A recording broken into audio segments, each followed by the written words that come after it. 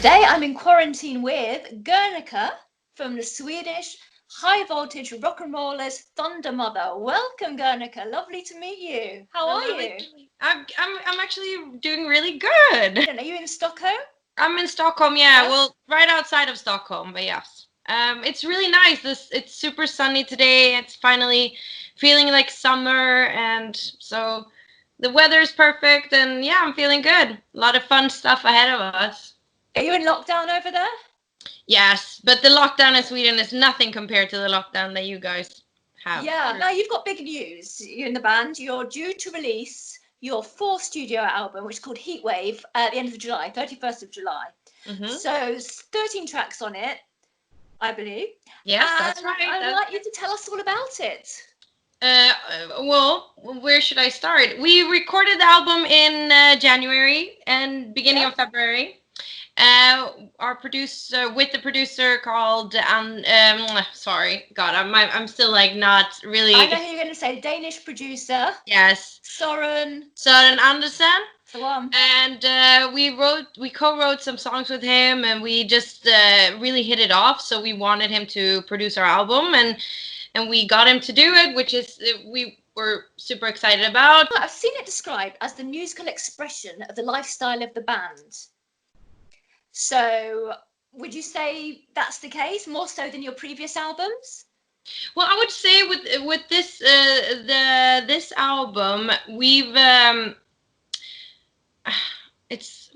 band has been through a lot. I mean, the band has existed for 10 years now, and the lineup the current lineup has been a band for 3 years now. Yeah, so since 2017. Yeah, exactly. So we've grown together and become such a solid unit that I would say, I mean, I can't compare with it before. I only know what Filippa has told me, but I would say that Thundermother has never been as strong of a band as right now. And writing and recording together, it was just a natural step. I mean, we all like to write music, and the previous albums have been mainly written by Filippa, our founding mother. And she's done a great job. Founding mother, brilliant. Founding mother, yeah.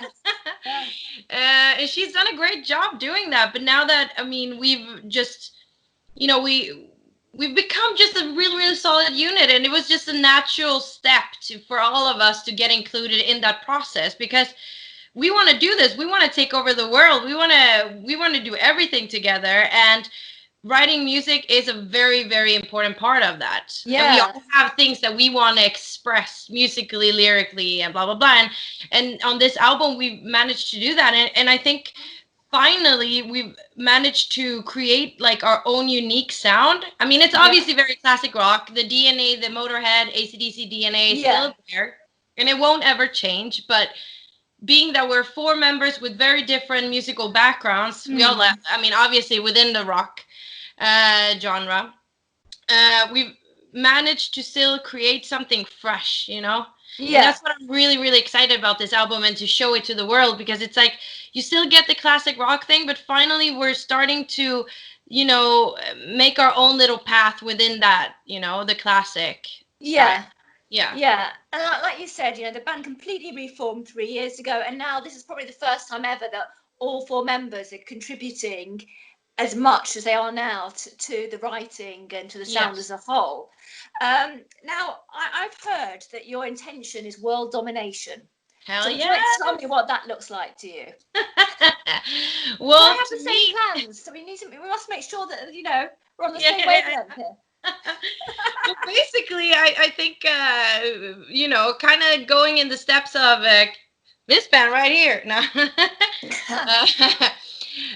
Well, to me, it just means becoming a household name, making rock become mainstream again.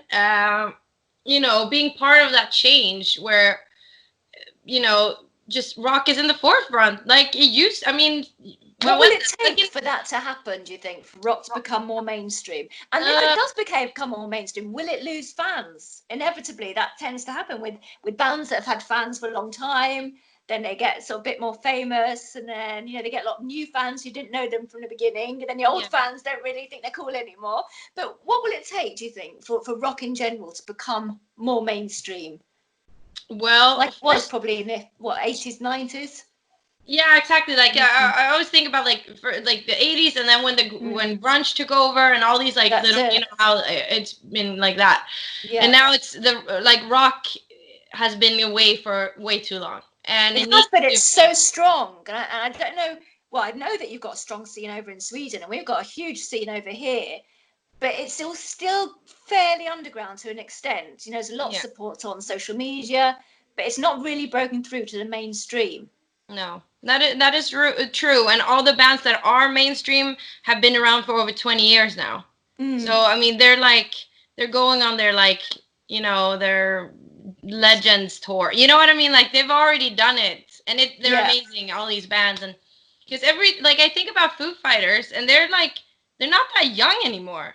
No, they broke in the 90s, so it's like it's about time we have other bands like them. I mean, I love the Foo Fighters, and they're amazing, and I would love to tour with you know, open for them one day or something like that. But I think that just really strong songs and that maybe help from the current fans as well to like show off that, because I think that a misconception many times, at least when I tell people that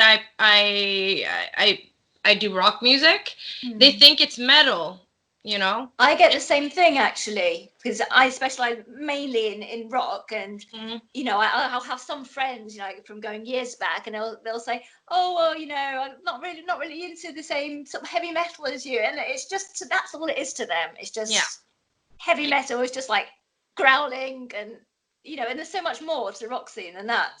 Exactly. So and that's get the word out. Yeah, exactly. And I hope that we could do that with this album, because we really, as much as we really focus on just putting our heart and soul into the lyrics and everything, but also at the same time having that mentality of, like, you know, just it's important with the catchy hook, like you know, things that, if you think about like how ABBA, or maybe ABBA just because I'm Swedish, but like, or the Beatles, like if you think about how they build a song, like, I think we've had that a lot, like, you know, that's been very, very important for us. And I think that, and I'm hoping that that's going to help us reach a bigger audience. And about the fans that you might lose on the way, I think that they'll find new bands. And, you know, if we become a household name, I'm sad that people would leave us on the way, but I'm also so excited about so many more people that followed, you know, came with us.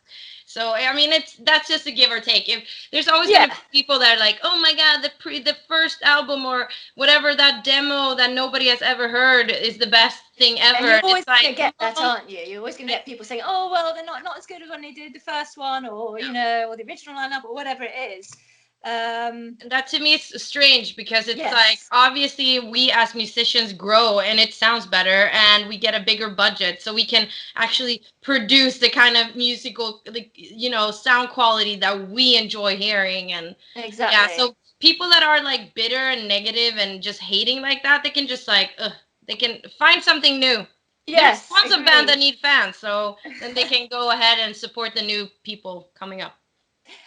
Well, yes, very good points. And I was going to move on now to your tour. You've got a Heatwave 2020 tour planned for the autumn. That's a European tour, so it's sort of Germany, Europe. Is that still scheduled to go ahead, or have you had to move the dates with what's going on? As far as I know, it's still happening. It is from September and on, and I'm like, you know, crossing my fingers, praying that it will happen, because it would be devastating if we have to cancel even more shows. It would, yeah. I mean, I'm sure you've had to cancel loads already. The entire summer, basically. Wow. So how many dates do you have planned for the Heatwave tour? Is it going to be quite an extensive? I think it was like 2 months, like on the road. I don't know how many shows that would, you know, I don't know exactly how many that would be, but it was 2 months, and then I guess we would come home and then some extra on top of that. We were gonna do we had over 100 shows booked this year. Oh. So I don't know exactly how many more, however the number is that we actually get to do, but I'm just hoping we do get to play some more. I'm sure you will. And are there any plans to come to the UK as part of the tour? I think we were gonna go and play at the Underworld in September, if that happened, or Oh, in October. London. Yeah, in London. Yeah, exactly. Oh, okay. But besides from that, no. No, nothing that I know right now. It's very focused on Germany right now because Yes. you have a German label, German. We're a Swedish band, but we're more or less a German. I mean, I feel like we're a German band. But I think that once we've done that, the like that target, then we're gonna start spreading it all over because we want to go and play everywhere, of course. Yes. Last question. Do you have a favourite song on the new album? Because I know some of your band members have been sort of talking about their favourite tracks on it. I know you released the latest one, Driving in Style, which I particularly love. So do you have a favourite? My favorite right now is the song called Somebody Love Me. Okay. I think it's... and that's track 12 on the album? It might be. You probably know that better than I do because I don't remember that. It's track 12. Probably it's track 12, yes. Check that out. I think it's a great tune. I think it's nice because I'm like... I'm not the person that likes sharing super private things, you know. And that song, it was like we wrote it together with Soren, and he came up with the idea of like showing that like vulnerable side as well. Like you might be in the spotlight and you're super tough, especially like if you ever come and see us live, which I hope you do one day. I definitely will. We're all very dominant, like we, there's like everyone has their spot, and we're not afraid to, be very like epic in our movements and stuff like that on stage. That's what we like. Yeah, and that song is like about that. And then when you come home, like you, as a strong person, front person, you still want to be loved and seen and stuff like by people that you love, and like so I think that it's a very nice, like it's a beautiful way of putting it. And it's like showing some vulnerability and still being tough. And so I really, really like that song. Brilliant. Well, I can't wait for the new album.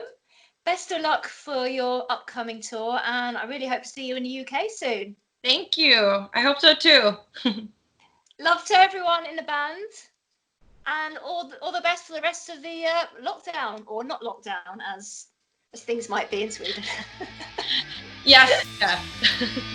Take care. Take care. Bye.